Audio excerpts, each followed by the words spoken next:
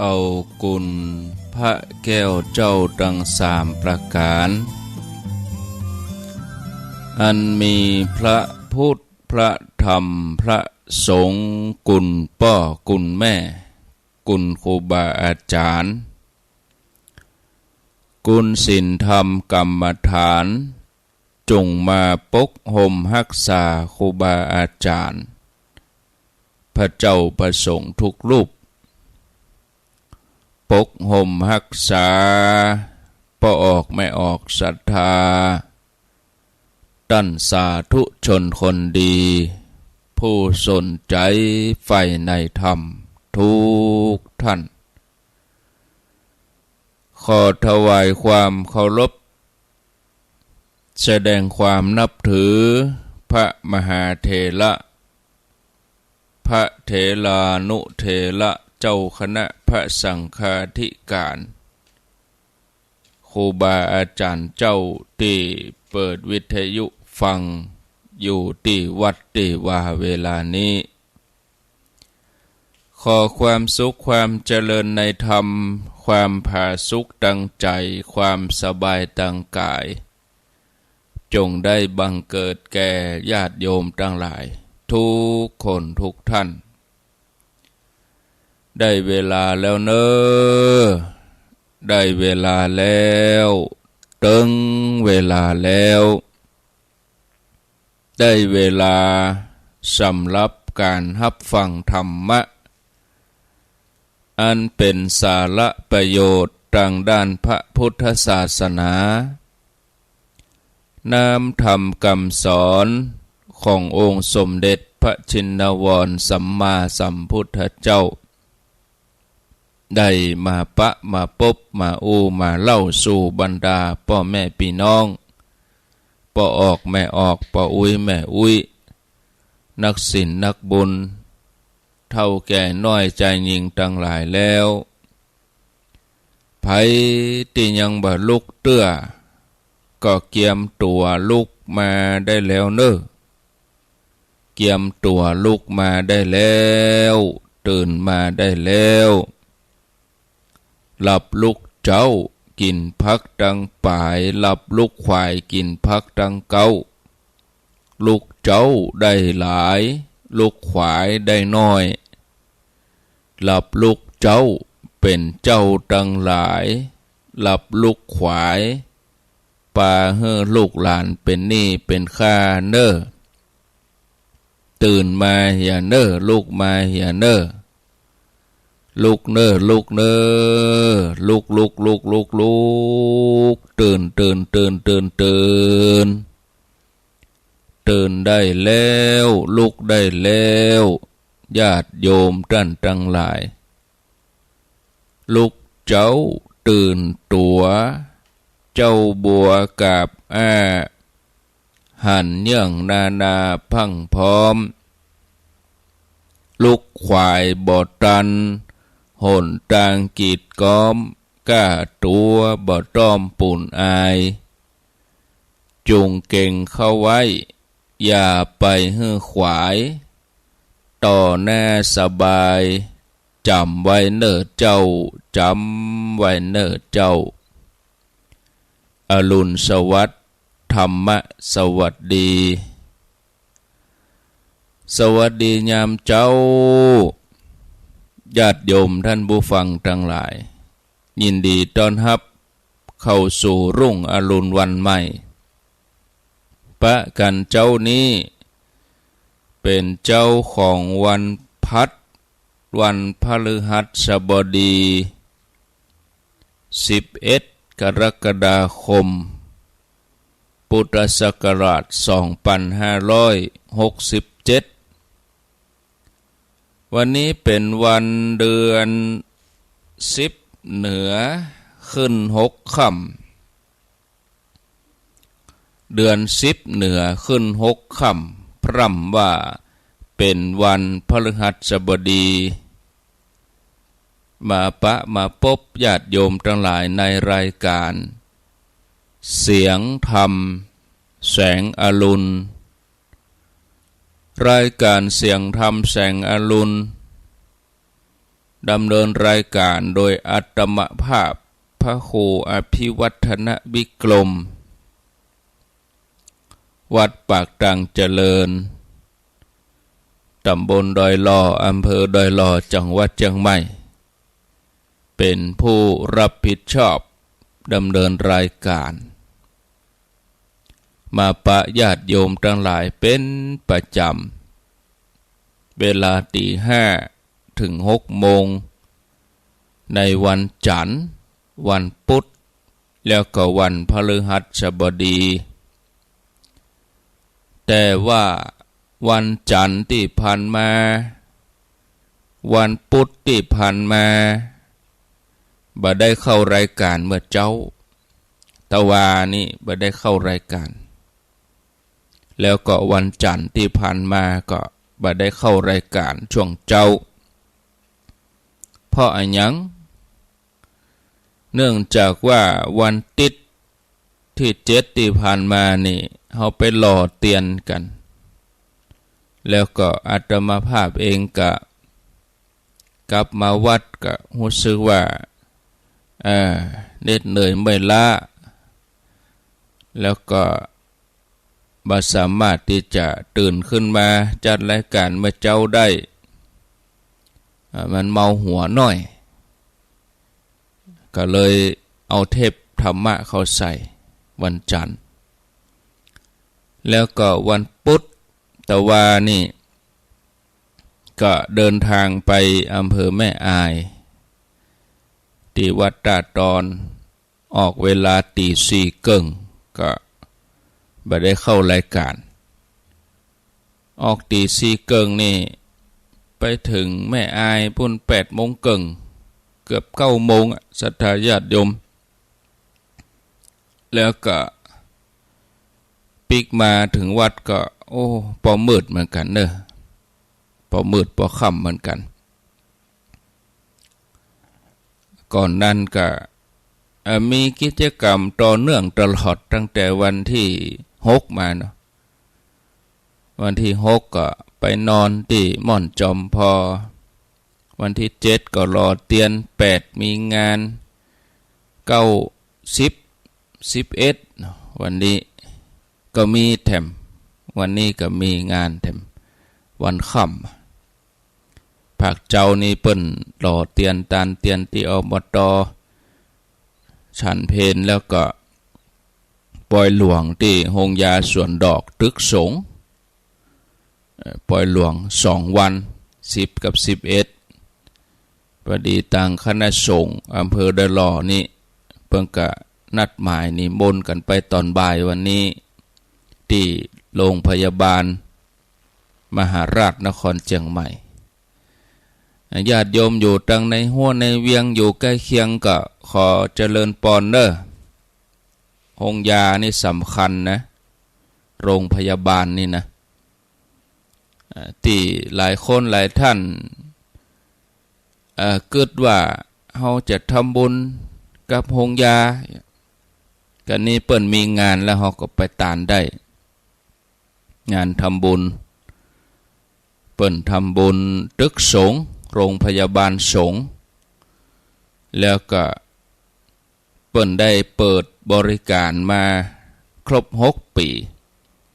บัดแต่นั้นก็งานทำบุญเฉลิมฉลองครบรอบ65 ปีคณะแพทยศาสตร์มหาวิทยาลัยเชียงใหม่ตึกสุจินโนเปิ้นก็ปรับปรุงดีเนอะประเด็นนี้ญาติโยมเปิ้นว่าผู้ดูแลภิกษุไข้ดูแลตถาคต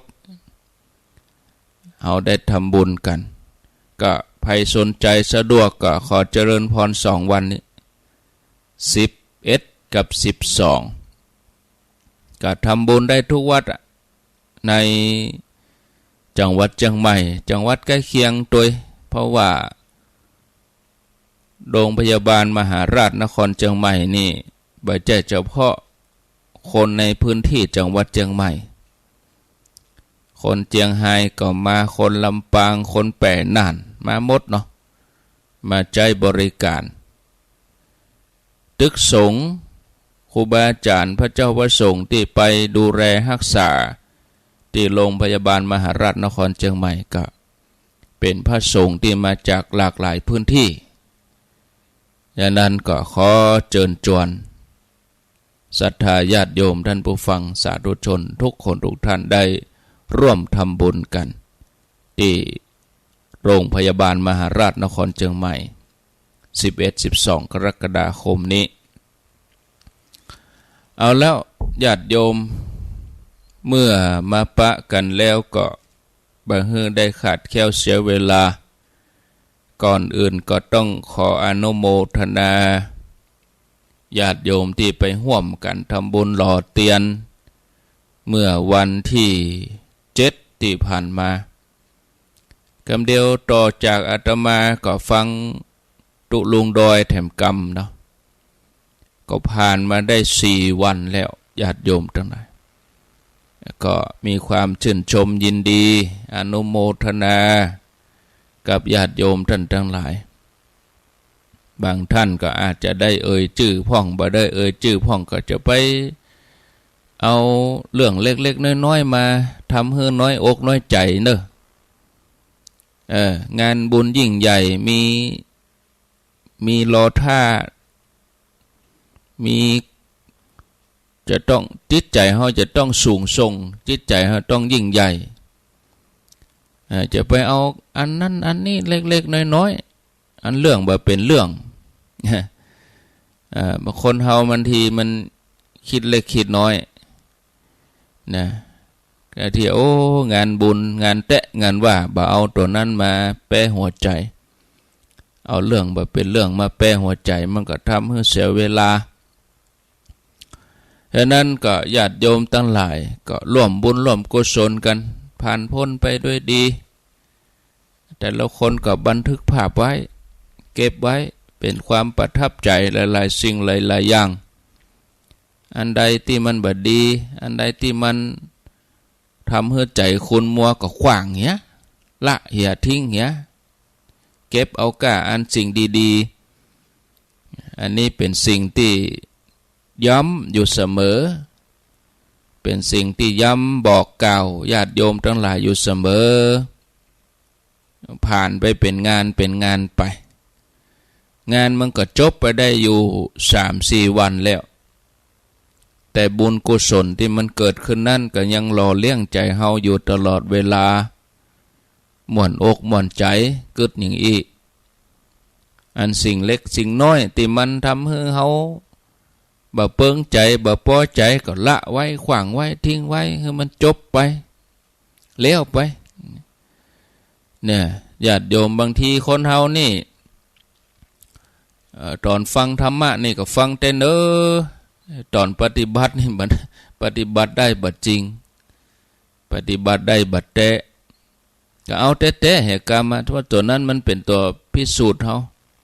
นะศรัทธาญาติโยมเพราะโลกที่เฮาอาศัยอยู่เนี่ยเป็นโลกแห่งการสร้างความดีเป็นโลกแห่งการสร้างบุญสร้างบารมีสิ่งที่เฮาจะต้องทำกู้กันไปคือการรักษาใจของเฮาคือมีสติตั้งมั่นรักษาใจของเฮาให้สงบเรียบร้อยดีงามส่วนร่างกายจะเคลื่อนไหวเพื่อทำกิจกรรมอันยังก็ทำไปแต่ภายในจิตใจของเฮาต้องหูจักสงบร่มเย็นนะญาติโยมเฮาจะต้องทำถึง2 สิ่งนี้กู้กันถ้าเฮาทำอย่างนี้ได้บุญบารมีก็จะเกิดขึ้นตลอดเวลาบ่ว่าจะเป็นบุญวาระโอกาสใดเนี่ยญาติโยมทั้งหลายเฮาจะเป็นตัวอย่างที่ดีของคนอื่นมีความสุขกายสบายใจตึงเมื่อวันเมื่อคืนตึงรับตึงตื่นจะยืนเตียวนั่งนอนก็ปีติสุขตลอดเวลาใจหยุดนิ่งสะอาดบริสุทธิ์ตลอดเวลา ศรัทธาญาติโยมเฮาทั้งหลายตั้งเป้าหมายของชีวิตตั้งเป้าหมายสูงสุดโดยเฉพาะเจ้าพุทธของเฮานี่คือการเข้าถึงฝั่งพระนิพพานนิพพานะปัจจโยโหตุโนนิจังหรือว่านิพพานังปรมังสุขังนิพพานนั่นอยู่ที่ไหนนิพพานนี่บ่ใจโลกนี้บ่ใจโลกอื่นบ่ใจอยู่นอกโลกบ่ใจอยู่ที่ตะวันอยู่ที่เดือนหรือว่าอยู่ที่ดาวอังคารอยู่ที่ดวงดาวบ่ใจดินน้ำลมไฟอะไรอย่างที่เฮาหันกันด้วยตาเนื้อศรัทธาญาติโยมแต่อายตนะนั้นมีอยู่ไปบ่ถึงด้วยยวดยานพาหนะจะไปด้วยรถยนต์ไปเรือไปจรวดอะไรอย่างก็แล้วแต่ไปบ่ถึงบ่มีการไปบ่มีการมาบ่มีการนอนมีแต่สงบนิ่งด้วยการเข้าสมาธินิโรธสมาบัติศรัทธาญาติโยมมันอยู่ที่ตัวเฮาเนี่ยกว้างศอกยาววานหนาคืบเนี่ยนะเอาตัวของเฮาเนี่ยมาแปลงโหนทางไปพระนิพพานโหนทางนั้นมีอยู่ทางเดียวนั่นคือทางสายกลางมัชฌิมาปฏิปทาเส้นทางสายกลางศรัทธาญาติโยมเนี่ยองค์พระสัมมาสัมพุทธเจ้าอรหันต์เจ้าทั้งหลายได้ชื่อว่าเป็นผู้ที่ฝึกตนมาดีแล้วท่านทั้งหลายเหล่านั้นต่างก็ดำเนินไปตามเส้นทางสายนี้เมื่อพระองค์เข้าถึงพระนิพพานพระองค์ก็ทรงเกิดมหากรุณาธิคุณได้นำเอาความรู้อันสะอาดบริสุทธิ์นี่มาสั่งสอนมาบอกกล่าวสรรพสัตว์ทั้งหลายเพื่อปฏิบัติเพื่อเข้าถึงพระนิพพานฉะนั้นพระพุทธเจ้าเปิ้นก็เลยเป็นครูของมนุษย์และเทวดาทั้งหลายเพราะว่าพระองค์ทรงสอนบอกกล่าวแนะนำสรรพสัตว์ทั้งหลายให้หลุดพ้นจากกิเลสอาสวะโดยพุทธวิธีที่หลากหลายดังในสมัยพุทธกาลที่พระพุทธเจ้าถามครูฝึกม้าชื่อว่านายเกษีที่เข้าเฝ้าพุทธเจ้าพระองค์ตรัสกับนายเกษีคนฝึกม้าว่าดูก่อนเกษีภัยก็ฮู้ว่าท่านเป็นครูฝึกม้าฝีมือดีคนหนึ่งท่านฝึกม้าอย่างใดนายเกษีก็กราบทูลพระพุทธเจ้าว่าข้าแด่พระองค์ผู้เจริญการฝึกม้าของข้าพระองค์มี3 วิธีวิธีแรกข้าพระองค์ฝึกโดยวิธีละมุนละม่อมก่อยเป็นก่อยไปวิธีที่2ฝึกโดยวิธีรุนแรงแล้วก็วิธีสุดท้ายก็คือเอามาผสมกันถึง2 วิธีนี้พระพุทธเจ้าก็ตรัสถามต่อไปแถมว่าสมมติว่าม้าที่นำมาฝึกเนี่ยอยู่นอกเหนือจากวิธีที่ท่านใจนอกเหนือจาก3 วิธีนี้ท่านจะเนี่ยจะใดนายเกษีก็กราบทูลพระพุทธเจ้าว่าถ้าเป็นอย่างนั้นข้าพระองค์จำเป็นต้องฆ่าทิ้งเสียหากเก็บไว้ก็เสียชื่อครูฝึกนายเกษีก็ย้อนถามพระพุทธเจ้าว่าข้าแด่พระองค์ผู้เจริญพระองค์ทรง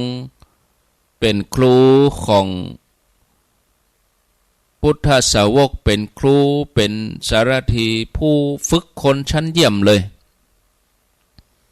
พระองค์มีวิธีฝึก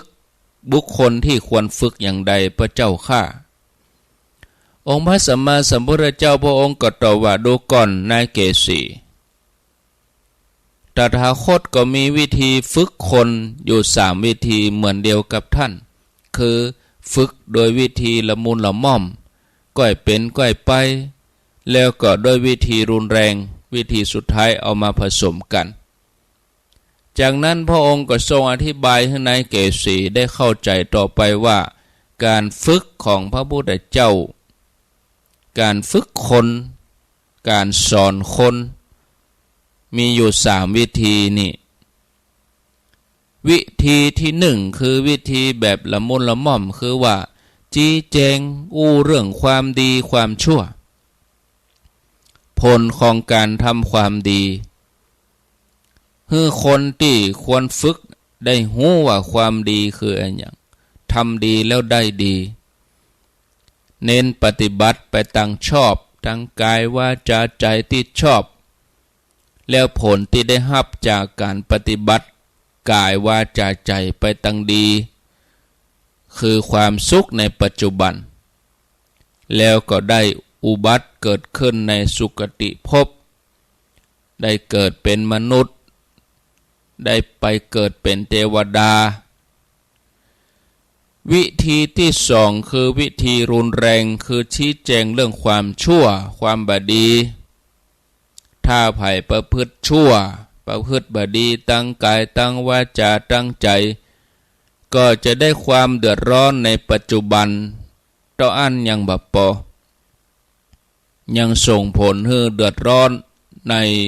ทุกขติภูมิอาจจะไปเกิดในอบายภูมิเป็นนรกเป็นเปรตเป็นสัตว์เดรัจฉานเป็นอสุรกายวิธีสุดท้ายคือวิธีที่3ก็คือว่าเอา2อย่างนั้นมาผสมกันเป็นวิธีฝึกที่จี้ให้คนเฮาที่ควรฝึกได้หู้ถึงความดีการทำดีว่าถ้าไผ่ทำดีแล้วจะได้รับผลดีตอบประกอบกับจี้แจงถึงความชั่วการทำความชั่วไผ่ทำชั่วก็ได้รับผลชั่วตอบสนองโดยเอา2วิธีนี้มาผสมกันจี้ให้หันผลของการกระทำถึงกรรมดีกรรมชั่วมีผลที่บ่เหมือนกันในเกสีผู้ฝึกแม้ก็ถามพระศาสดาต่อไปแถมว่าถ้าหากว่าคนที่พระองค์ทรงฝึกอยู่นอกเหนือวิธีฝึกถึง3วิธีนี้พระองค์จะเนี่ยจะใดพระเจ้าข้าพุทธองค์ก็ตรัสว่าถ้า3วิธีนี้ยังบ่ได้ผลเราก็ฆ่าทิ้งเสียนะเมื่อได้รับคำตอบอย่างนี้นายเกสีก็รู้สึกงงครูฝึกมาถามพระพุทธเจ้าว่าโอ้พระองค์เป็นถึงพระศาสดาการฆ่ามนุษย์นี่เป็นการสมควรหรือพระเจ้าข้าพระพุทธเจ้าก็ทรงอธิบายให้นายเกสีให้สงสัยว่าอย่ากล่าวอย่างนั้นนายเกสีเราตถาคตกล่าวว่าการฆ่าทิ้งนี้คือการนิ่งเฉยบ่ต้องไปบอกไปกล่าวบ่ต้องไปเตือนอะไรอย่างเนี่ยแล้วก็บ่ยอมรับว่าบุคคลนี้คือสาวกของเราตถาคตเพราะถ้าเป็นสาวกของเราตถาคตคือหมายถึงผู้ปฏิบัติตามถ้าบ่ได้ปฏิบัติตามก็บ่สมควรที่จะห้องว่าเป็นพุทธสาวกการที่บ่กล่าวบ่สอนคนนี้ต่อไปนั่นเสมือนว่าเป็นการฆ่าทิ้งนะเมื่อเข้าใจแจ่มแจ้งแล้วนายเกสีก็ทูลสรรเสริญพระศาสดาว่าข้าแด่พระองค์ผู้เจริญ ภาสิทธิ์ของพระองค์แจ่มแจ้งยิ่งนักพระผู้มีพระภาคเจ้าทรงประกาศธรรมโดยที่เสมือนง่ายของที่คว่ำอยู่เปิดของที่ปิดบอกทางแก่คนหลงทางหรือการส่องประทีปในที่มืดโดยหวังว่าคนจักหูคนจักหันฉะนั้นข้าแต่พระองค์ผู้เจริญ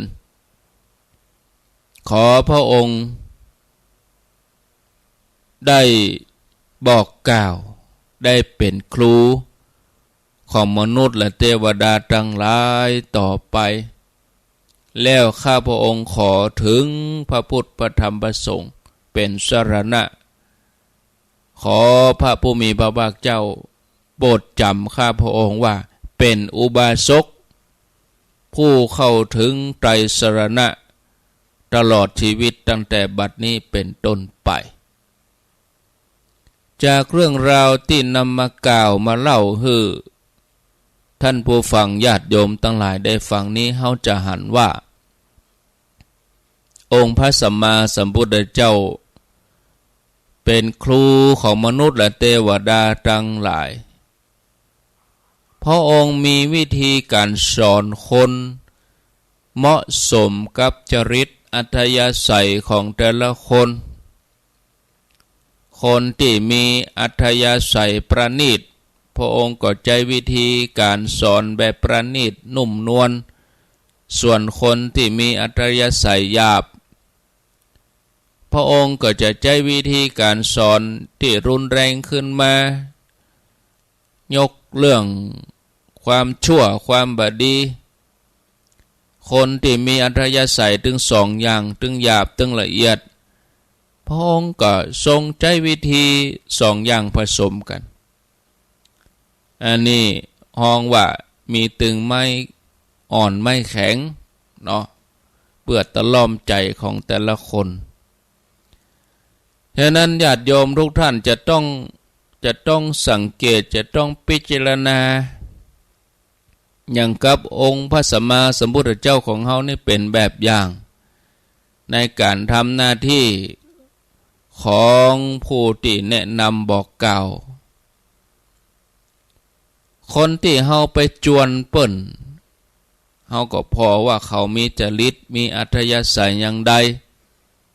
จะฮืออู้โดยวิธีใดที่จะเหมาะสมกับจริตอัธยาศัยของคนนั้นเฮาจะประสบความสำเร็จในการทำหน้าที่ที่สำคัญคือเฮาต้องฝึกตัวเฮาให้เป็นแบบอย่างการที่เฮาจะจวนไผมาทำความดีบอกว่าด้านศีลภาวนานี่เฮาจะไปขาดการตั้งสติของตัวเก่าเฮา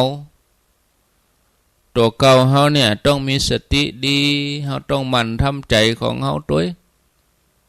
นะศรัทธาญาติโยมบางทีเมื่อเฮาไปได้ยินอะไรอย่างเมื่อเฮาได้ไปหันอะไรอย่างมันบ่ถูกหูบ่ถูกใจเฮาจะต้องพอใจของเฮาให้ดีแปลงใจให้ผ่องใสเบิกบานที่คนเฮาได้ยินอะไรอย่างน้อยได้หูอะไรอย่างน้อยได้หันอะไรอย่างน้อยทำจิตใจของตัวเองบ่มั่นคงปอหวั่นไหวสั่นคลอนนะอันนี้เมื่อสั่นไหวสั่นคลอนไปแล้วก็ทำให้จิตใจเวิ้งไปไขว้เขวนี่ศรัทธาญาติโยมท่านสาธุชนเอาละเนาะพอเวลาแล้วก็ประเด็นนี้ตี5 กับ 38 นาทีอุธรรมะก็เอาพอให้พอดีอุนักไปศรัทธาจะก่ายหมอกพอให้พอดี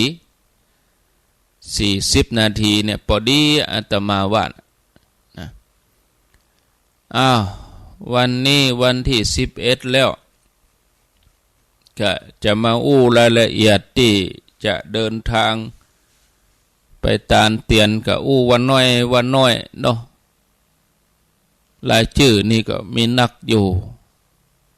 ศรัทธาเขาเปิ้นหอมเมื่อวันที่7อันเก่าก็บ่ได้อ่านเท่าเนี่ยโอ้ดินพอกหางหมูแถมแล้วเอาไว้สัปดาห์หน้าติดไว้ก่อนเด้อติดไว้ก่อนสัปดาห์หน้าอ่านแน่นอนขออนุญาตวันจันทร์วันพุธแล้วก็วันพัดวันละ20 นาทีอ่านชื่อหื้อแล้วไปจะได้สบายใจก็รายชื่อนี้ก็สำคัญเหมือนกันนะถ้ามาอ่านก็ลำบากเปิ้นก็บ่ได้มีไผมาห้อมมีไผมาบริจาคอ่านหนักไปก็บางคนบ่เข้าใจก็ว่าบ่เป็นธรรมะมีการรายการอ่านชื่อมาอ่านก็เอาไผจะมาออกกานี่กาอินเทอร์เน็ตการายจ่ายนี่มันมีกู้เดือนน่ะอินเทอร์เน็ตนี่ได้จ่ายกู้เดือนถ้าเฮาไม่จ่ายเขาก็ตัดบัดเดี๋ยวเนี่ยเมื่อก่อนนี่2 เดือนพูดก่อนบัดนี้โป้นไป7 วันตัดล่ะ เมื่อก่อนนี่เป็น2 เดือนพุ่นเฮาก็ไปจ่ายเตื้อเดียวเตื้อเฮาลืมไปกับการกับงานอันนี้เลยไป7 วันเอาละตัดถ้าตัดอินเทอร์เน็ตก็คือดักปิ้งอ่ะนะบ่ได้งี้เนาะดักเซฟอ่ะมันเป็นอย่างอีหลงเนาะก็รายชื่อมีนี่อยู่วันนี้ขออนุญาตบ่เอามาอ่านเตือนเนาะก็จะมารายละเอียดที่จะไปตานเตียนกันก็โหนทีอาตมาว่าจะเวลาถึงวันที่15 สิงหาแต่บัดนี้เอาตึกสิ้นเดือนนี้ก็พอเด้อเอาตึกสิ้นเดือนนี้ก็พอเนี่ยอย่างตึกสิ้นเดือนนี้ถ้ามันเลยสิงหาไปแล้วอาตมาจะลำบากอะไรอย่างก็คือมันจะบริหารจัดการยากฉะนั้นไผ่ที่เป็นผู้นำไผ่ที่เป็นคนนำไปตัวแทนเนี่ยตั้งแต่วันนี้ไปจนถึงสิ้นเดือนเนี่ยจะต้องบอกชื่อคนครับเบอร์โทรแล้วก็ส่งรายละเอียดลายกลุ่มของคนขับรถเนี่ยอาตมาก็ส่งในกลุ่มท่านแล้วแต่จะสนใจก็สนใจถ้าสนใจก็เอาตัวนี้ไปให้คนขับรถเขามีหน้าที่บ่ใช่ถ้าขับก็รถเฮาดุแต่ละวันเขาก็บ่ใช่จะฟังวิทยุเหมือนเฮาเขาก็ไปรับจ้างเขาก็ขับรถคณะอื่นทัวร์อื่นไปเหียอันนั้นเฮาจะต้องบอกให้เขาเนอะเอาเบอร์โทรที่อาตมาบอกกูเจ้าเนี่ยเบอร์ของเฮาอาตมาภาพให้คนขับว่าให้เข้าไลน์ตัวนี้เป็นไลน์กลุ่มคนขับรถนะอันนั้นถ้าว่าสิ้นเดือนนี้ปุ๊บยังเข้าบ่ครบเตือนี่แสดงว่าคนที่จะไปหรือว่าผู้นำน่ะบ่สนใจแต่มาก็จะบ่แปลงเบอร์ติดรถอ่ะนะจะแปลงเบอร์ติดรถเฉพาะคนขับที่เข้ากลุ่มเท่าอันจำนวน40 กว่ากันนี่ถึงวันที่31 กรกฎาคมเข้ามากี่กันก็จะแปลงเบอร์ติดรถตามนั้น40 กว่ากันนี่ถ้าเข้ามา30ก็จะแปลงเบอร์ติดรถเพียงแค่30 เบอร์แล้วถึงเวลาจะไปมาตีโพยตีพายเดือดร้อนเด้อพอบอกแล้วถึงเป็นเกิงเดือนแล้วนะบอกเป็นเกิงเดือนแล้วถึงเกิงเดือนนี่บ่ได้ฟังสถานีสักวัน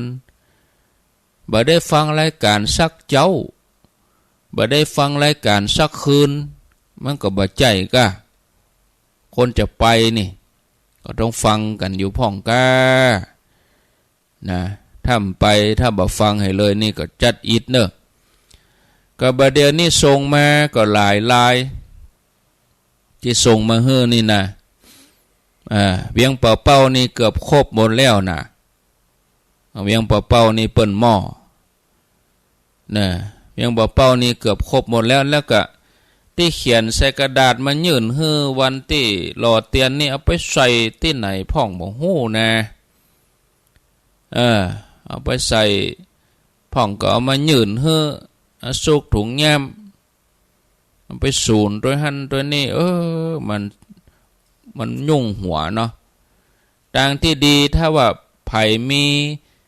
เฟซมีไลน์กับพิมพ์ข้อความมาคนขับรถจื่อนี้เบอร์โทรอันนี้ไผเป็นผู้นำแล้วแห่งวัน2 วันนี้จะพิมพ์ตารางแล้วพิมพ์จื่อพิมพ์ตารางเนาะเข้าใจทำเนี่ยคนขับรถจื่ออันนี้นะแล้วก็ผู้นำจื่ออันนี้เบอร์โทรคนขับรถเบอร์โทรนี่จะต้องเบอร์โทรที่เป็นเข้าไลน์ได้ตัวนะเนี่ยอย่างต้องมาเข้าไลน์กลุ่มมันถึงมีปัญหาเพราะกำเดียวบอกกองนั่งรถป๊บเปิ้นไปรวมกันที่ไหนเนี่ยท่านอาจารย์มีไหนเฮียท่านบ่ครูเปิ้นจะอยู่ที่ไหนถ้าเฮาแล้วเฮาจะไปอยู่วัดไหนมันจะมีคำถามเอาลองสมมติว่าวันที่เฮาไปวันที่23มาเจ้าน่ะแล้วเวลาไปบอกให้ผู้โดยสารหรือว่าบอกรายละเอียดให้กับศรัทธาญาติโยมคนน่ะก็เดี๋ยวก็ลืมวัดหยังก็บ่ฮู้นะบอกมาเจ้ามาแรงมาลืมล่ะก็เลยว่าเอาบอกคนขับคนเดียวน่ะสบายใจดีผู้โดยสารก็มีหน้าที่นั่งรถอย่างเดียวเปิ้นปาที่ไหนไปก็ได้ก็ไปแล้วก็เอาไว้ติดต่อสื่อสารกันนะรถที่เฮาไปด้วยกันนี่มันก็นักพอสมควรถ้าเฮาบ่ได้อู้กันบ่ได้จัดการกันนี่มันจะยุ่งก็มันยุ่งคือไผบ่ฟังไผลูกหลายป่อหลายแม่มันลำบากมันจัดการยากมันลำบากนะอันนั้นก็จะต้องมาเข้ากลุ่มกันเพื่อจะอู้กันก่อนไปมันสบายใจดีอันใดที่อู้ในรายการได้อันใดที่อธิบายในรายการได้ก็จะมาอธิบายวันน้อยนะเป็นว่าเวลานี่แบบเปลี่ยนแปลงอย่างแล้วก็คือ23 24 25เดือนสิงหาคมบ่ใช่เดือนนี้นะก็มาจะเป็นกี่ตัวบ่ฮู้ว่า23 24 25สิงหาก็ยังมีบางท่านบางคนยัง23 24กรกฎาคมท่านเนี่ยก็ถึงขนาดนี้แล้วก็ยังว่า23 24 25กรกฎาคมอยู่ขนาดถึงวันนะถ้าเฮาบ่ซ้ำให้กันเนาะบ่ใจเดือนนี้นะเดือนหน้าปุ่นก่อน23 24 25เดือนสิงหาคมเดือนวันแม่เป็นเดือนที่8แต่ถ้าคนที่เปิ้นเข้าใจแล้วเปิ้นก็ว่าโหอย่างซ้ำแล้วซ้ำเล่าฮะท่านอาจารย์คนเฮาเตื้อเดียวก็พอกะ เป็นแน่ใหญ่ขนาดแล้วแถมวันรอเตียนนั่นเนาะบอกว่าจะไปยืนเด้อจะไปทั้งแถวเตื้อเนี่ยแล้วแหมเป็นได้คนที่ไปงานวันนั้นหันหรือยังขนาดนะยังบ่ฟังเถื่อน เนี่ยบ่เตื้อเดียวจะไปฮู้เรื่องจะได้วิทยุจะไปฮู้เรื่องขนาดใกล้หูหั่นลำโพงก็มีหั่น อยู่ในงานสถานการณ์จริงก็ยังแบบฟังกันเตื้อนี่เนาะว่านักแกเหมือนกันนะคนลึงนี่มันกลัวคนอู้บ่ฮู้เรื่องนี่นะเพิ่นบอกให้เข้าแถวก็ยังจะลู่แซงพยูมันไปหล่อเตียนมันบ่ใช่ของดีลู่มาใดก้อยเตียวไปกะเฮารอแล้วก็แล้วรอแล้วจะเนี่ยใดต่อมันก็บ่มีหยังหรอกถึงเวลามันก็คิวเฮาก็ตึงมีเฮารอแล้วก็แล้วรอแล้วบอกกองเอาเตียนหยอดใส่เบ้าเตียนมันแล้วเนี่ยอย่างต่อจากนั้นก็บ่มีอย่างแล้วแหะก็นั่งว่างอยู่หั่นน่ะก็มีอย่างลูกแล้วจะไปฟังเนี่ยอย่างที่เฮาก็บ่เข้าใจเหมือนกันนะอย่างสักอย่างเวลารับของแจกของอย่างฟังธรรมะนี่ฟังแต่แต่เวลาปฏิบัติจริงนี่เอามาให้แม่ก่อนนะเอามาให้พ่อก่อนนะทั้งตัวก็บ่ใช่ปีกเตื้อจะเอาก่อนเนี่ยอย่างของก็เหลือเบ้อเหลือเบอเปิ้นบอกให้เข้าก็เข้าแถวหั่นกะเอามาลูนก็ได้รู้เฮาถึงปีกเตื้ออาตมาเวลาไปไหนนี่คนหลายๆนักอาตมาว่าเฮาจะปีกมาลูนเพราะเฮาบ่สุ่นเพิ่นปล่อยให้รถใกล้จะเสี่ยงแล้วบ่ปล่อยให้รถระบายใกล้จะหมดแล้วบ่เฮาก็ก้อยไปมันสบายใจดีอันจะไปก็ไปเวลาเฮาจะไปนะอันจะปิกก็จะปิกบ่เดียวเนี่ยตอนจะไปนี่บอกว่าไป6 โมงเด้อเอาละตี 3 ตี 4ส่งไลน์มาละกิ้งกองพร้อมแล้วจะไปแล้วเนี่ยโทรหาคนนั่นโทรหาคนนี้พร้อมหรือยังจะไปแล้วรถมีไหนรถยังบ่มาก็เปิ้นบอกว่า6 โมงนี่เนาะนี่สมมุตินะไปอยู่หั่นแทนที่เฮามีงานเฮาก็จะช่วยทำบุญอะไรอย่างไปคนมันหลายมันนักเฮาก็สดไปมุมไปอยู่ตัดติในวิหารกะเฮาบ่หุมคนหลายก็ที่อยู่เปเลอะเปตือไปอยู่ในโบสถ์เหก่อนก็ได้มันสงบดีพัดลมก็มีในโบสถ์ในวิหารนั่นน่ะ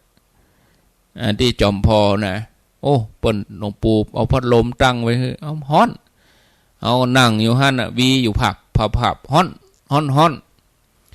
ฮาก็ไปอยู่ที่อื่นบ่นกะรอคนมันซาแล้วบ่มันเบาคนมีแล้วบ่ก็ไปรออีก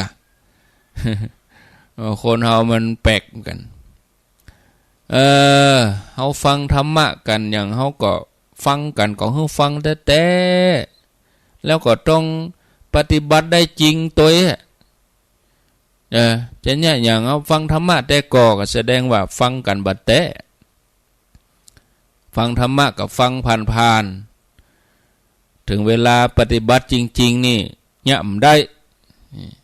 ย่ำบ่ได้คือระเบียบวินัยบางสิ่งบางอย่างเขาอยู่ด้วยกันหลายนี่เขาต้องไหลหากันอย่าไปเอาใจตัวเก่าว่าไผบ่มีสิทธิอย่างสักอย่างสักคนไปที่หั่นในเต้าเสมอกันหมดจะไปว่าฉันจะต้องได้พิเศษหรือเปิ้นฉันจะต้องอภิสิทธิ์หรือเปิ้นมามีนะเฮาต้องไหลอย่างอี้นะต้องแปลงใจของเฮาอย่างอี้นะบางทีบางท่านบางคนเฮาก็บ่ได้อย่างนั้นจะเอาใจตัวเก่าว่าแล้วก็ทำให้คนอื่นเปิ้นมองเฮาผิดไปก็หลายๆสิ่งหลายๆอย่างเฮาก็ก่อยปรับปรุงกันไปกำน้อยปีหน้าก็ว่ากันแถมใหม่นะที่จริงมันก็ดีนะเฮามาหันหลายๆอย่างหันกิเลสคนอาตมามองเป็นเรื่องตลกไปเอ้ยมองเป็นเรื่องนี้ตลกไปเอ้ยคนเฮาเนาะอย่างอันหาฟังธรรมะฟังแตะฟังว่าถึงเวลาปฏิบัติจริงนี่เอาธรรมะที่ฟังนี่ขว้างไปหมด บางอย่างมันเล็กๆน้อยๆเป็นเรื่องที่เขาควรจะทำได้เขาซ้ำบ่ทำเนาะศรัทธาญาติโยมเนี่ยมันเป็นทานศีลภาวนาในตัวแต่นะถ้าเขานั่งรอเพิ่นว่านิ่งได้ทนได้รอได้สิ่งที่ปฏิบัติจริงๆนี่มันส่วนทางกันหมดนิ่งบ่ได้รอบ่ได้ทนบ่ได้มันก็ไปได้ดีจะได้งานออกมามันก็บ่ได้ดีนะถ้าเฮานิ่งได้ทนได้รอได้มันก็งานออกมาก็ดีเฮาจะไปเฮือเปิ้นว่าเฮือเฮาก็โอ้พอหมู่ขึ้นสีขาวไปที่ไหนก็ยุ่งเนี่ยอันหยังก็ยุ่ง ฟังธรรมนี่ฟังแต่เนอแต่ปฏิบัติจริงๆนี่จะเอาใจตัวเก่าว่าทำให้ยุ่งไปเนี่ยศรัทธาญาติโยมอันนั้นที่เขาจะไปตานกันเนี่ยก็คือตั้งใจแต่นะเจ้า3 เจ้า4 เจ้า5เดือนสิงหาคมปุ่นก่อนข้างแถมเดือนก่อนรอข้างแถมเดือนก่อนนะก็ขออนุโมทนากับศรัทธาญาติโยมหมู่เฮาเจ้าข้าที่ได้ร่วมกันหล่อเตียนที่ผ่านมาอาจจะไม่ได้ตักไข่หมดทุกคนก็จะไปน้อยใจอย่างงานอย่างอันโอ้หลวงปู่อย่ามาตักเฮาตัวลงอย่ามาโอ้เฮาจะไปเข้าใจอย่างอันนะอาตมาถึงย้ำนักย้ำหนาแล้วเวลาไปงานคนนี่พายจะไปตักกะเฮาคนเดียวมันสำคัญหมดกูคนเฮาจะไปสำคัญตัวเองเกินไปถ้าไปตักให้กูคนก็อิดกับเฮาก็อินดูเจ้าของงานเนาะกะเกียมงานก็อิดทันแล้วจะไปเฮือเปิ่นมาอิดวันงานเนี่ยอย่างแถมมันวิตกกังวลไปหมดนะเจ้าของงานนี่กลัวฝนตกกะไฟฟ้าดับกะแล้วคนเฮานี่จะไปสร้างความบ่สบายใจให้เกิดขึ้นเนี่ยอย่างแถมเอาเนี่ยจะได้ให้เปิ้นสบายใจเฮาก็ช่วยกันแบ่งเบานะอันนี้ก็คือว่าส่วนใหญ่ก็สมบูรณ์ดีแล้วมันน้อยๆบัดได้กูงานจะไปให้เรียบร้อยเหมือนทหารนี่มันบัดมามีมันก็มีพ่องคนที่ดันทุรังมันก็มีพ่องนะก็ธรรมดาทุกที่แต่หมู่เฮาที่เฮาฟังรายการบอกว่าเฮาจะอยู่ที่ไหนแต่เฮาก็เอาเป็นหมู่ขึ้นสีขาวเฮานี่หมดกะเปิ้นเข้าใจว่าเฮาฟังครูบาอาจารย์แต่แล้วเฮาก็ปฏิบัติจริงจะไปให้เปิ้นได้ตำนี้ว่าฟังบ่ได้ถึงเวลาเอามาปฏิบัติใจมาได้ปฏิบัติบ่ได้เฮาไปกินไปตานยังก็ให้มันเกิดความเรียบร้อยดีงามครูบาอาจารย์พระเจ้าประสงค์เปิ้นว่าอย่างใดก็อย่างเนาะโอ้มันนี่อีน้อทำอย่างอันทำอย่างอีน้อเพื่อความเรียบร้อยนั่นน่ะเพื่อความเรียบร้อยงดงามถ้าเฮาคือความร่วมมือกันถ้ามันเรียบร้อยดีงามมันก็ลุล่วงไปด้วยดีเนี่ยเนาะก้าวพอเวลาแล้วก็เปาะวันนี้เนาะก้อยปะกันแถมใหม่วันผูกวันศุกร์กะรายการที่อาตมากล่าวไปนี่คนเฒ่าบางคนบ่เข้าใจก็จะโทรรายการเมื่อวันท่านพระครูมีไหนและโยมอยู่ไหนพ่องเปิ้นอยู่เมืองแปะเมืองน่านมันบ่มีสถานีที่จะฮับ3 โมงบ่าย 3เนี่ยบางสถานีบ่ได้บ่ใจออกหมดเหมือนเฮาฟังอย่างปกติเมื่อคืนนี่หลายกะถ้าเมื่อคืนนี่นะ20 กว่าสถานีเมื่อเจ้านี่9 สถานีเมื่อวันนี้7 สถานีแต่เมื่อคืนนี้นักเมื่อคืนนี้27 28 สถานีบางทีอาตมาไปก็ใครฟังมาเจ้าใครฟังมาแหลงก็มันบ่มีฟังกับเวลาใดได้ยินก็คือฟังเวลานั้นน่ะเนาะ อ้าวลาไปก่อนเนอะโชคดีทุกคนทุกท่านวันนี้อูจ่าไปบ่ถูกหูบ่ถูกใจก็ขออภัยเนอะเพื่อให้ทุกอย่างมันเรียบร้อยดีงามที่จะทำบุญกินทานในโอกาสวันข้างหน้าก็ขอให้ตั้งอกตั้งใจดีๆศรัทธาญาติโยมท่านสาธุชนรายการต่อจากอาตมานี้ก็ติดตามรับฟังธรรมะของตูลุงดอยม่อนจอมพอต่อไปทุกวันพฤหัสบดีปากับอาตมาแถมใหม่เนอะวันอาทิตย์หน้าวันผัดหน้าเวลาเดียวกันนี้อายุวันโนสุขังปะลัง